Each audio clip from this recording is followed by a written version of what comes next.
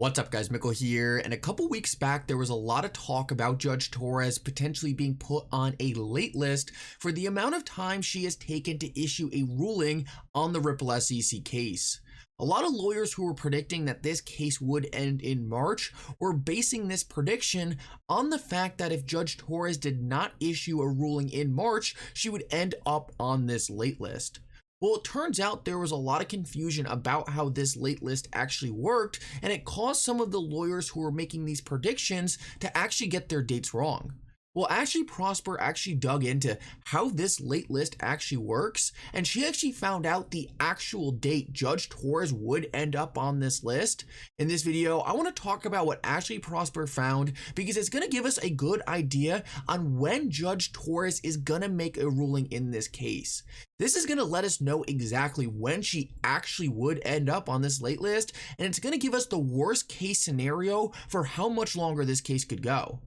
I also want to talk about in this video what I am doing with my XRP, what happens when this case ends, what happens when XRP finally takes off, am I selling a certain amount at a price, am I dumping it all at $10? I want to talk about that because I think I have a different perspective on this than many other people in this community. Like always guys, make sure if you haven't already, you like this video and subscribe to the channel. It's really going to help me out so much. Also, if you ever need a good place to buy some XRP or the Flare token, make sure to check out my favorite exchange Uphold down in the description of this video. With that said though, let's jump right into it, and I hope you guys enjoy the content. So I want to start out this video and talk about something that just got announced that could potentially be massively bullish for the cryptocurrency market. And I want to make one thing clear before I jump into this. On this channel, I am going to support politicians who support cryptocurrency and go against politicians who are against cryptocurrency. On this channel, I am going to be a single issue voter. So just know when I talk about any of these politicians, anyone I support, it is only from a cryptocurrency standpoint. I am not factoring in any other issues. If you want to see people talk about other issues with these politicians, go to a different YouTube channel. This YouTube channel is only cryptocurrency focused, so just understand that. So what we have right here, and this is potentially massive, and it is going to have huge implications if it's true. What we have is Cathie Wood actually just announced that there are rumors that Governor Ron DeSantis is going to work with the banking system in Florida to open it up to crypto. Now, this could potentially be absolutely huge because this is one of the biggest things the government is trying to use to kill crypto right now. Operation Choke Point 2.0 was a strategic move by the government to try to cut off cryptocurrency from the banking sector. What we are seeing is a national effort to try to starve cryptocurrency from the liquidity it needs. If Ron DeSantis actually goes through with integrating the banking system into cryptocurrency, this would be one of those things that sets the train in motion and no one would be able to stop it. Once you have something like this happen, this is a transformational moment for the cryptocurrency industry. Because once banks open their doors to cryptocurrency, once they start using these new financial rails built into the internet, they are never going to go back to old solutions, and every single state who is trying to prevent their banks from integrating cryptocurrencies are going to be forced to capitulate because their systems are going to be so much more inefficient. This would potentially be a game changer for how cryptocurrencies are adopted in the United States, and I really hope he is legitimately considering this because this would be a game changer for crypto. This would completely stop Choke Point 2.0 because all the cryptocurrency related companies who need liquidity and access to banking would just go down to Florida, and we would completely stop this national ban. So I am crossing my fingers that this does take place. I really do think this is one of the biggest bullish catalysts I have seen in a while. And the best thing is it's not coming from the federal government. The federal government has clearly shown they are not going to do anything to help cryptocurrency. They're just going to attack it. So what we really need is people like Ron DeSantis to start making a push from the state level. And I'm willing to support any state who's willing to make a change like this. This does not have to be a partisan issue. I just want to see cryptocurrencies be given the opportunity to do what they were intended to do, and that is transform the banking sector. I really do think this would be something that would be almost irreversible. It would be kind of like when Brian Brooks gave banks federally the license to start actually working with cryptocurrency. This is one of those moves where, if implemented, we might be looking back 10 to 15 years from now and be saying, okay, that's what set everything in motion. That is when the train left the station. Either way though, a very positive development, especially when everything we have been getting over the last couple months has been so negative. It's all been an attack. This is definitely refreshing to see, and I think ultimately it's going to push everyone in the right direction.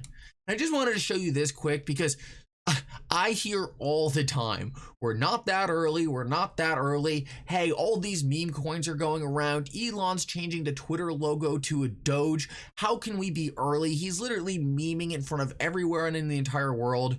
Understand, we are extremely early. If I was to compare where we are in cryptocurrencies right now to where the internet was, I would say we are literally pre-2000. Cryptocurrencies right now, whether you like it or not, are only being used for speculation. These tools have the power to completely change the way money moves around the world, but that's not happening right now because they are being held back by regulation. Until we have cryptocurrencies being used to transform our financial system, let me tell you, we are extremely early, and most people talking about cryptocurrencies simply don't really understand what's actually being built. And now I want to move on and talk about my own personal investing strategy when it comes to XRP. I hear so many people on Twitter talking about when XRP gets to $5, I'm dumping all of it. When XRP gets to $10, I'm dumping all of it. And I just don't understand this thinking. When I bought XRP, I was under the impression that this wasn't going to be some short-term trade. It wasn't going to be some flip, I'm going to make 10x on this. If I wanted to make those kinds of returns, I would have invested in the traditional stock market, and I would have just held stocks for 5 to 10 years and picked good companies, maybe put money in an ETF. I really think it's important to approach different investments with different mindsets. When you go into something like XRP, you need to understand this is going to take 10 to 15 years to fully play out. And I'm not saying it's going to take 10 to 15 years to start getting gains. We can start getting gains as soon as this Ripple SEC case ends. We can skyrocket to $5 to $10. But is your entire investment thesis on XRP simply around this case ending? No, probably not. There's going to be so much more there.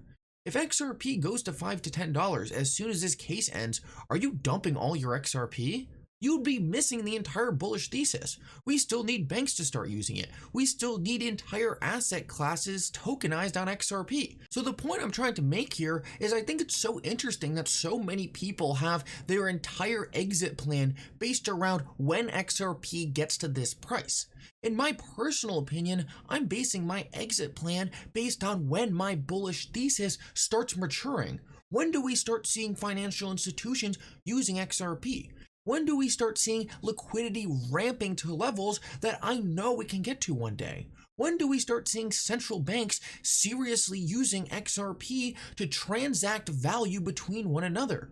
Until that starts happening, I'm going to feel like if I sell XRP before then, I'm missing out on my bullish thesis.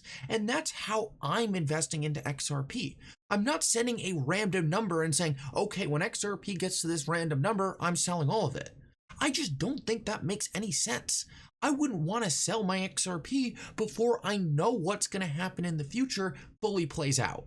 And that doesn't mean if XRP went to $10 tomorrow, I wouldn't take some profits and buy something nice. Of course I would. I just want people to understand there's so much more to investing than picking a random number because it seems high and then dumping the entire asset. If you take a look at any growth stock over the past 30 years, zoom all the way back to the beginning of the chart, you would have looked at, say, Amazon at $2 and said, wow, if that went to $10, that would be amazing. I would dump all of it. I would take that any day. Then Amazon goes to 1,000. You need to understand that these large increases in asset prices are really hard to conceptualize when the asset is at a low price. But once it starts going up, it tends to go up fast as the bullish thesis plays out. What I'm really trying to say is I'm going to sell XRP when my bullish thesis fully matures. And there's probably a certain amount that I will never sell. I'll probably have it for life. I'll probably use it to have loans against. I'll probably use it to lend out in different ways and generate yield. That's the way I look at this. I really look at this as a very, very long-term play. And I just kind of think you're selling yourself short if you're not looking at it that way. And I want to finish this video off and quickly talk about the late list that definitely got a ton of attention over the past few weeks. So James K. Filan really brought attention to this at first because he thought that if Judge Torres didn't make a ruling on March 31st, that she was going to end up on a late list that essentially she has never been on before. So it probably made sense that she would put in a ruling in this case before March 31st, so she didn't get put on the late list she has never been on. Now, this theory made a ton of sense, but the problem is he actually got the date wrong for when she would end up on the late list. It turns out, and Ashley Prosper really dug into this. I'm not going to get into the specifics here. If you want to do that, I have this retweeted. Go check out my Twitter. But essentially, the way the 6-month list really works is that Judge Torres would only end up on it if she didn't make a ruling by September. Now, I know what you're probably thinking. No one wants to wait until September for a ruling. That's probably not going to happen.